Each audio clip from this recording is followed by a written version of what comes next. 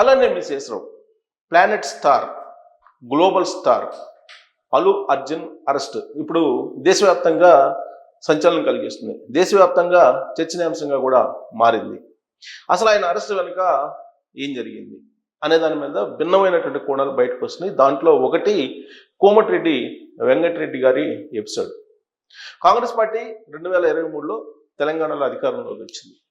అధికారంలోకి వచ్చిన తర్వాత సినిమా ఇండస్ట్రీకి సంబంధించినటువంటి పెద్దలు ఎవరు కూడా అటు రేవంత్ రెడ్డి గారిని కానీ లేదా ఇటు మంత్రివర్గంలో ఉన్నటువంటి మంత్రులు కానీ అభినందించడానికి విష్ చేయడానికి ఎవరు రాలేదు.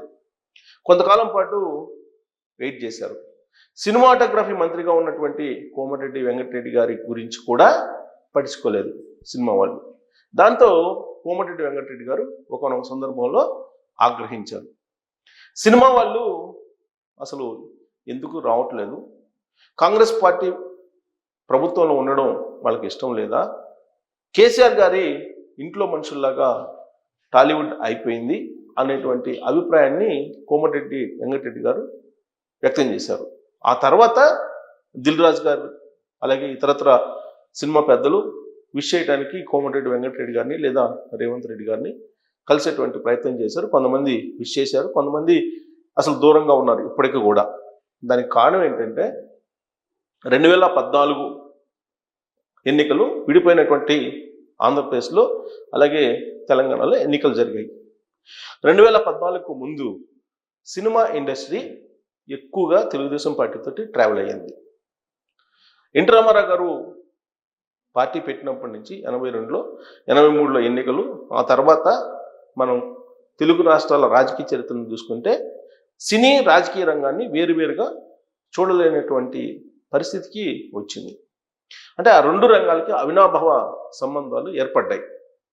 తెలుగుదేశం పార్టీతో ఎక్కువగా సినిమా స్టార్స్ అందరూ కూడా ట్రావెల్ అయ్యారు. తెలుగు మహిళా అధ్యక్షురాలుగా తెలుగుదేశం పార్టీకి జయప్రద గారు, ఆ తర్వాత అనేక మంది మోహన్ బాబు గారు, మురళీమోహన్ గారు, వీళ్ళంతా కూడా తెలుగుదేశం పార్టీలో ట్రావెల్ అయ్యారు. మిగిలినటువంటి వాళ్ళు కాంగ్రెస్ పార్టీలో కృష్ణ గారు కానీ లేదా అక్కినేని ఫ్యామిలీ సింపథైజర్స్గా కాంగ్రెస్ పార్టీకి ఉన్నారు. అంటే కొంతమంది డైరెక్ట్గా పాలిటిక్స్లోకి ఎంటర్ అయ్యారు, మరి కొంతమంది ఇండైరెక్ట్గా పాలిటిక్స్లోకి ఎంటర్ అయ్యారు సినిమాల్లో ఉండేటువంటి పెద్దలు. దీంతో సినిమా ఇండస్ట్రీ రాజకీయ ఇండస్ట్రీ ఈ రెండింటికి రాజకీయ రంగానికి సినిమా ఇండస్ట్రీకి మధ్య ఉన్నటువంటి గీత చెరిగిపోయింది. దాంతో రాజకీయాలకి అలాగే సినిమా రంగానికి బాగా పెనుబంధం ఏర్పడింది. తెలుగుదేశం పార్టీ ఎన్టీ రామారావు గారు పెట్టిన తర్వాత ఈ రేఖ అనేది చెడిపోయింది. ఈ రెండు రంగాల మధ్య అవినాభావ సంబంధం ఏర్పడింది. సో తెలుగుదేశం పార్టీతో ట్రావెల్ అవుతూ వస్తున్నారు. అయితే 2014 తర్వాత జరిగినటువంటి పరిణామాలను మనం ఒకసారి రివ్యూ చేసుకుంటే కనుక తెలుగుదేశం పార్టీలో ఉండేటువంటి లీడర్లు కానీ క్యాడర్ కానీ టీఆర్ఎస్ పార్టీకి వెళ్ళిపోయింది, ఇంక్లూడింగ్ కేసీఆర్తో సహా 199 మంది తెలుగుదేశం పార్టీ నుంచి వెళ్ళినటువంటి వాళ్ళే టీఆర్ఎస్ పార్టీలో లీడర్లు కానీ క్యాడర్ కానీ. వాళ్ళతో పాటు సినిమా ఇండస్ట్రీ కూడా టీఆర్ఎస్ పార్టీతో ట్రావెల్ అయింది. ఆ రోజు ఉన్నటువంటి పరిస్థితులు కానీ ఆ తర్వాత జరిగినటువంటి పరిణామాలు కానీ సినిమా ఇండస్ట్రీని టీఆర్ఎస్ వైపు మొగ్గు చూపేలా చేశాయి. ఆ తర్వాత ఒకనొక సమయంలో డ్రగ్స్కి సంబంధించిన ఇష్యూ కూడా వచ్చింది. 2014 నుంచి 2018 మధ్యలో తెలంగాణలో హైదరాబాద్ కేంద్రంగా చేసుకుని డ్రగ్స్కి సంబంధించిన ఇష్యూ బయటకు వచ్చింది. ఆ సందర్భంగా సినిమా హీరోల్ని, సినిమా సంబంధించినటువంటి నటుల్ని, ప్రముఖుల్ని ఆ రోజున తెలంగాణ పోలీసు పిలిచి విచారించడం జరిగింది. వాళ్ళ గోల్డ్, వెంట్రుకలు ఇవన్నీ తీసుకొని టెస్టింగ్కి కూడా పంపించింది. సినిమాకు సంబంధించిన పెద్దల యొక్క ప్రమేయం, వాళ్ళ పిల్లల యొక్క ఇన్వాల్వ్మెంటు ఈ డ్రగ్స్ వ్యవహారంలో ఉంది అని చెప్పి 2018 ఎన్నికలకు ముందు ఆ రోజు ఉన్నటువంటి కేసీఆర్ గారి ప్రభుత్వం బయటికి లీకులు ఇచ్చింది. దాంతో ఆ కేసుల నుంచి బయటపడటానికి సినిమాకు సంబంధించిన పెద్దలు పూర్తి స్థాయిలో టీఆర్ఎస్ పార్టీ వైపు మొగ్గు చూపారు. సో 2018 అసెంబ్లీ ఎన్నికలు జరిగినాయి. 2014 కన్నా కూడా ఎక్కువ సీట్లతో అప్రతిహతంగా టీఆర్ఎస్ పార్టీ అధికారంలోకి వచ్చింది. ఆ తర్వాత టీఆర్ఎస్ పార్టీ తోటి కలిసి వ్యాపారాలు చేసుకోవడానికి లేదా ఇండస్ట్రీ సమస్యలు తీర్చుకోవడానికి కేసీఆర్ గారితో, కేసీఆర్ ఫ్యామిలీ తోటి ట్రావెల్ కావడం మొదలుపెట్టింది. ప్రత్యేకించి అక్కినేని ఫ్యామిలీ అయితే బలమైనటువంటి సంబంధాలని ఏర్పరచుకుంది ఎన్ కన్వెన్షన్ ఇష్యూలో. అందుకే ఎన్ కన్వెన్షన్ని కూల్చేయలేదు అనేది అప్పట్లో ప్రతిపక్షాలు అనేక సందర్భాల్లో విమర్శలు చేశాయి. అయితే సినిమా ఇండస్ట్రీ కల్వకుంట్ల ఫ్యామిలీ వైపు ట్రావెల్ చేసినందుకు బహుమతిగా, గిఫ్ట్గా 2018 ఎన్నికలు అయిపోయిన తర్వాత డ్రగ్స్ కేసుని క్లోజ్ చేసేసింది. దాంతో ఊపిరి పీల్చుకుంది టాలీవుడ్లో ఉండేటువంటి పెద్దలు, ఊపిరి పీల్చుకున్నారు.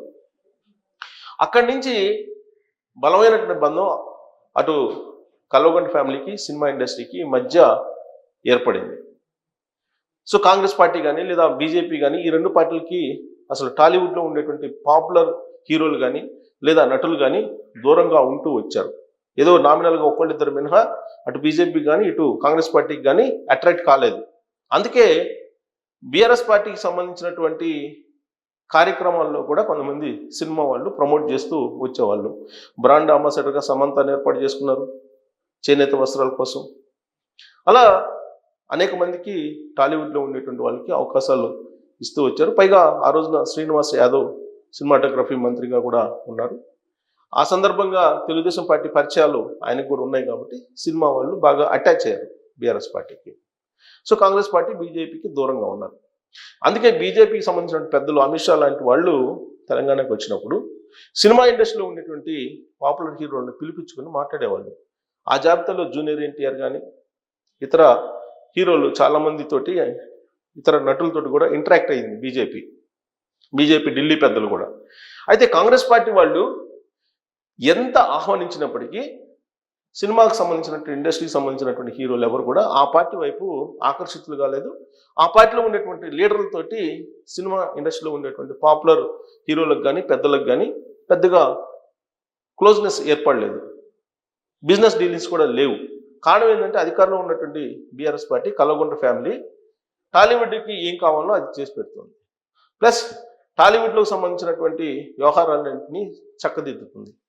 కాబట్టి కాంగ్రెస్ పార్టీ వైపు చూడాల్సిన అవసరం లేకుండా టాలీవుడ్కి ఉంది. అయితే 2023 ఎన్నికల్లో అనూహ్యంగా కాంగ్రెస్ పార్టీ పుంజుకొని అధికారంలోకి వచ్చినప్పటికీ కూడా బీఆర్ఎస్ పార్టీ కల్వకుంట్ల ఫ్యామిలీ తోటి టాలీవుడ్ బంధాన్ని కొనసాగిస్తూ వస్తుంది. దాని ఫలితంగా కాంగ్రెస్ పార్టీ అధికారంలోకి వచ్చినప్పటికీ కూడా సినిమా ఇండస్ట్రీస్ మనకు దూరం అనేటువంటి భావన ఆ పార్టీ పెద్దల్లో కలిగింది. ఆ భావాన్ని తుడిచిపెట్టేటువంటి ప్రయత్నం సినిమా ఇండస్ట్రీలో ఉండేటువంటి పెద్దలు చేయలేదు. ఇలాంటి గ్యాపే ఆ రోజున 2019 అధికారంలోకి వచ్చినట్టు జగన్మోహన్ రెడ్డి గారికి సినిమా ఇండస్ట్రీ కూడా మధ్య ఉంది. అందుకే టికెట్ల వ్యవహారాల్లో కానీ ఇతరత్ర వ్యవహారాల్లో కానీ జగన్మోహన్ రెడ్డి గారు సినిమా ఇండస్ట్రీని ఇబ్బంది పెట్టారనే ఫీలింగ్ ఆ ఇండస్ట్రీలో ఉంది. సో ఇప్పుడు కాంగ్రెస్ పార్టీ టాలీవుడ్ని తన వైపు తిప్పుకునేటువంటి ప్రయత్నం చేసినప్పటికీ పూర్తి స్థాయిలో ఇంకా కాలేదు. ప్లస్ కల్వకుంట్ల ఫ్యామిలీ తోటి డిటాచ్ కాలేకపోతుంది. ఆ విషయాన్ని బయటికి కోమటిరెడ్డి వెంకటరెడ్డి లాంటి వాళ్ళే బయట పెట్టారు. సో దీంతో సినిమా ఇండస్ట్రీలో ఇప్పుడు అల్లు అర్జున్ ఇష్యూ వచ్చింది. అల్లు అర్జున్ పుష్ప 2 విడుదల సందర్భంగా ఒక ఫ్యామిలీ అక్కడికి వెళ్ళింది. రేవతి అనే ఆవిడ చనిపోయింది తొక్కిసలాట్లో. ఆ కేసుని చట్టబద్ధంగా వాళ్ళు టేకప్ చేసి అల్లు అర్జున్ని అరెస్ట్ చేశారు. అయితే పొలిటికల్ ఇన్వాల్వ్మెంట్ ఇప్పుడు టాలీవుడ్కి లేదు. కారణం ఏంటంటే కాంగ్రెస్ పార్టీ అధికారంలో ఉంది కాబట్టి.